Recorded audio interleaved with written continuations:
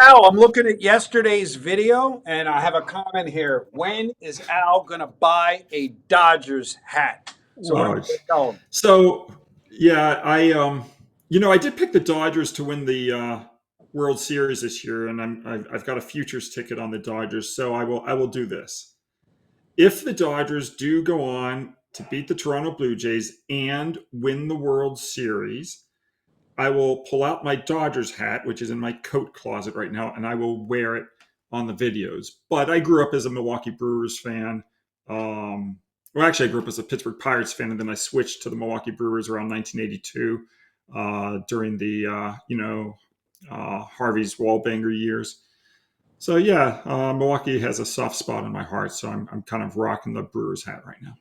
So let me ask you. I don't know what game we're talking about. They do. The Dodgers right now in the opening number of 45 cents at Toronto. Do you expect this to be a competitive series? I know you go game by game, or do you expect it to be a shellacking? I think it's baseball and anything can happen. Um, so we'll just leave it at that. There you go. So with I'm that not. being, I'm not. Let me put it this way: I'm not hedging and putting money on Toronto. I'm letting my futures bet on the Dodgers ride. Um, but would I be shocked if Toronto won the World Series? No. there you go. With that being said, I'm looking at a whole slew of games we didn't even discuss before this video. What sport are we giving out as the complimentary selection? They know I don't. We're going to do college football. We're going to look at the Delaware Middle Tennessee State game, one of the two college football games on the board on The Blue Hens. The blue. I knew that one. the Blue Hens. You know that one. And Do I you know know Middle and I Tennessee know and I State? know Joe Flacco went there. Do you know Middle Tennessee State's nickname? Not a chance. You're kidding me, man. Don't. Costi, do you know Middle Tennessee State's moniker? He gave me the thumbs down. You guys are unfucking believable. We're just guys that bet on sports. We just listen, guys. I'm going to show these guys. I'm going to show these guys what I'm looking at. I don't look. All I look at. Look.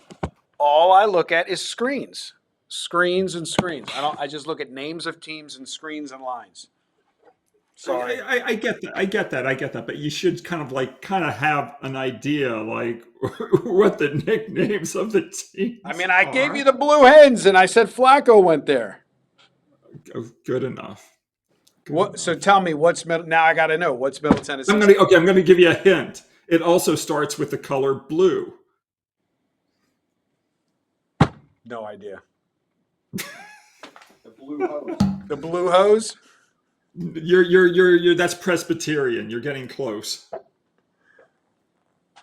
And that's hose HOSE, not HOES for those who have a dirty mind. I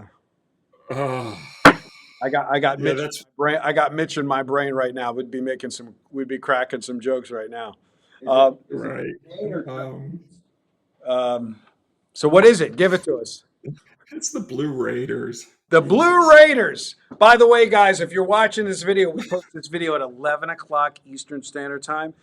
So if you're watching this video before 1 o'clock Eastern Standard Time, tune in to Tales from the Ticket. Al's been on before. We're going to have a special guest. I don't want to say anything else. Not a handicapper, not someone who provides sports information, just a special guest. And tune in since I mentioned Mitch in this segment. But with that being said, I got a lot of inquiries today from clients, and it's interesting. Hey, I've already purchased Big Al for the season. I watched that video yesterday. It said 22 units versus 89 units. How do I get that? So I respond back. There's a subscription fee that we can add over and above that, and then I'll even give you a credit if you're a long-term member. So if you're watching this and you haven't reached out to me yet, you may have paid, the Christmas in July promotion, or you paid the entire year, call it for $2,000. You got a credit, 100% credit against the all access for the basketball and the remainder of the football season, as we are officially day one. We're doing this video for Wednesday. Yes, there's 2 games tonight at the time of this recording, but everybody plays today on Wednesday and gets their first play in. So we're day one of the NBA season. And before you blink, it'll be November 3rd, and college basketball will arrive. As we have broken down in the past, you can correct me if I'm wrong, Al, you average 150 NFL games, 150 college football games, about 350 NBA games, 650 college basketball games. Yeah, I mean, and it's been going up. I can give you examples. Like, I've been ranked number one in the country by Sports Watch Monitor each of the last 5 years in college and pro basketball combined. If you go back to 2021, the record was 319 and 247.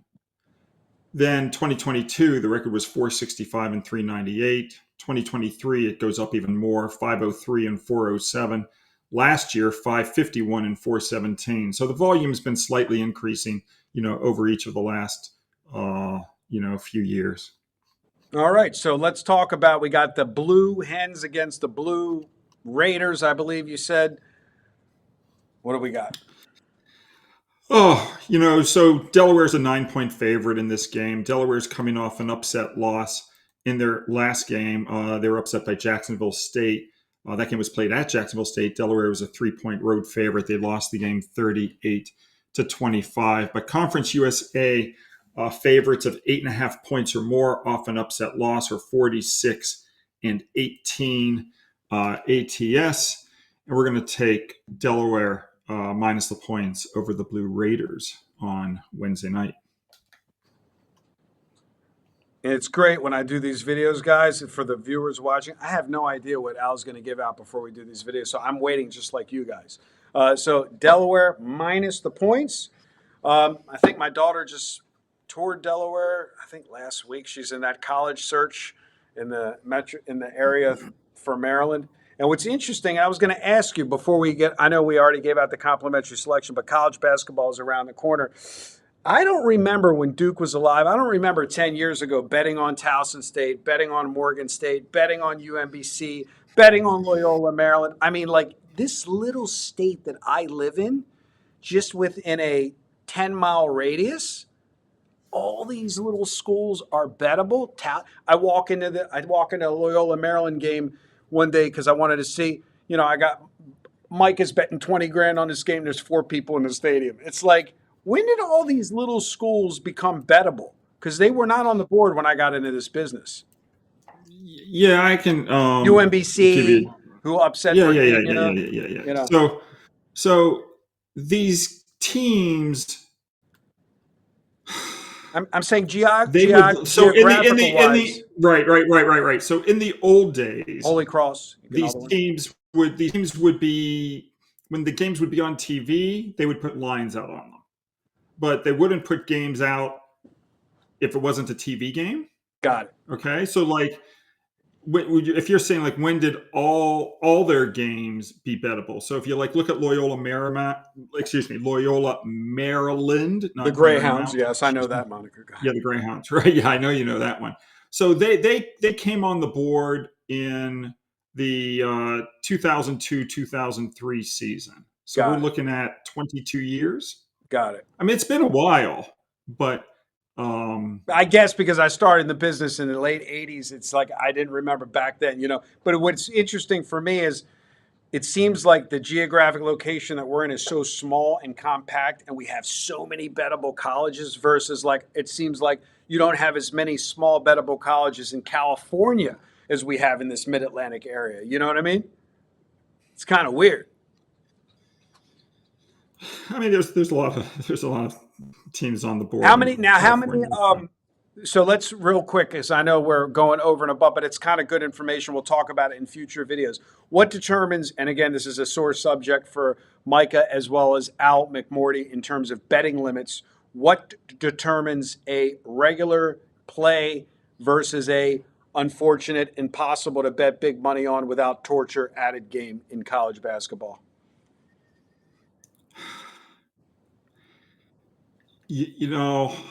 I don't know why, for example, some conferences are on the regular board and some conferences are not on the regular board. For me, there's no difference. Got it. So I mean, that's I don't understand it. I mean, if you're saying like, why is the Patriot League with, Bucknell and Holy Cross and all those teams, an added game, and why is Toledo and Kent State in the Mid-American Conference not an added game? I don't Right. know. He doesn't I mean, know. All I know is it makes it hard. I think it's stupid. There you go. There you go, guys. So we're gonna lay it with that's my opinion. They should put every game on the board. I agree. I also think maybe it's about betting syndicates attacking these small schools and they try to limit you and how easy. I don't agree with that. Okay.